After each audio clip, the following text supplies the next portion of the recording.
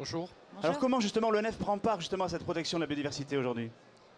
Alors l'Office national des forêts prend part à la protection de la biodiversité à trois niveaux, sous trois manières. La première, c'est dans son action quotidienne de récolte des bois, où on utilise des méthodes et des démarches qui permettent en même temps qu'on fait la récolte des bois nécessaires pour la société de préserver au maximum les milieux. Ça, c'est dans l'activité quotidienne et ça concerne toutes les forêts que nous gérons. Et puis ensuite, nous avons dans certaines forêts des espaces plus spécialisés qui sont alors là totalement orientés vers la protection de milieux ou d'espèces emblématiques et pour lesquels on développe des techniques particulières. Et puis le troisième domaine où on intervient par rapport à la préservation de la biodiversité, c'est quand un événement un peu exceptionnel, par exemple un incendie ou une tempête, vient fortement détruire le milieu forestier. Et à ce moment-là, après l'événement, on intervient pour réparer les dégâts et aider la nature à cicatriser ses plaies. Mais justement, dans ces trois cas de figure que vous venez de citer, comment on prend en compte la protection de la biodiversité? Alors, si je reviens sur le premier cas, c'est-à-dire la gestion quotidienne, je vais prendre des illustrations, des exemples. On va faire par exemple attention à la manière dont les engins pénètrent dans les forêts. Et notamment pour éviter tout tassement du sol excessif, on va avoir des règlements qui obligent les engins à passer systématiquement dans les mêmes cheminements pour éviter de perturber le sol sur de trop grande surface. On a aussi, dans le même ordre d'idée, des préconisations de gestion pour protéger les nids de rapaces, par exemple. Hein, D'accord. avec des aires de protection autour des arbres en question. Ça, c'est pour le premier cas. Pour les deux autres cas, donc, on met en place ce qu'on appelle des réserves. Alors, soit intégrales, c'est-à-dire des réserves dans lesquelles on ne fait plus rien et on laisse la nature se développer seule, soit des réserves qu'on appelle dirigées, c'est-à-dire dans lesquelles on met en œuvre des actions au profit de certains milieux. Alors on va vous demander de mettre bien votre micro devant votre bouche, mais est-ce que justement les agents de l'ONF, qui sont des forestiers à la base, et qui gèrent justement durablement plutôt le bois, comment ils sont formés justement pour prendre en compte justement cette protection de la biodiversité? Alors l'ensemble des agents ont une formation de base au cours de laquelle effectivement on les sensibilise et on leur apprend les techniques nécessaires à cette activité de préservation de la biodiversité dans le cadre de leurs activités quotidiennes.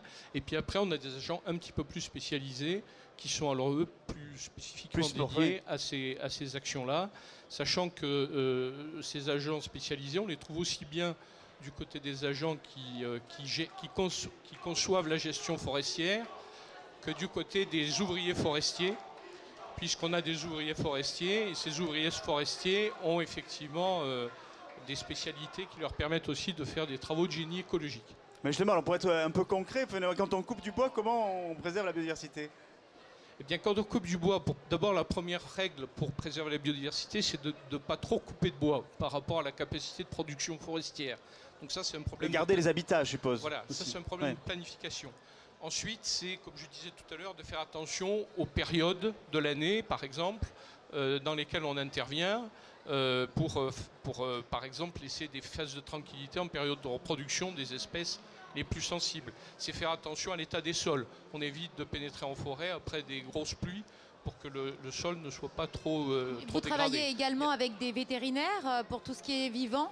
Pardon? Est-ce que vous travaillez, Monsieur Fillon passe? Oui, c'est ça. On est en direct et là, la visite de François Fillon au Salon de l'Agriculture était très attendue, donc forcément ça fait beaucoup de bruit. Il voulait venir à Campagne TV. Oui, je sais bien, mais en tout cas, on a privilégié les forêts, nous.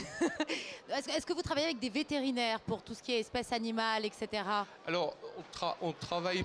Nous, ce qu'on cherche à faire, c'est d'avoir des règles qui favorisent la vie de l'animal sauvage. Après, donc on ne travaille pas au quotidien avec des vétérinaires.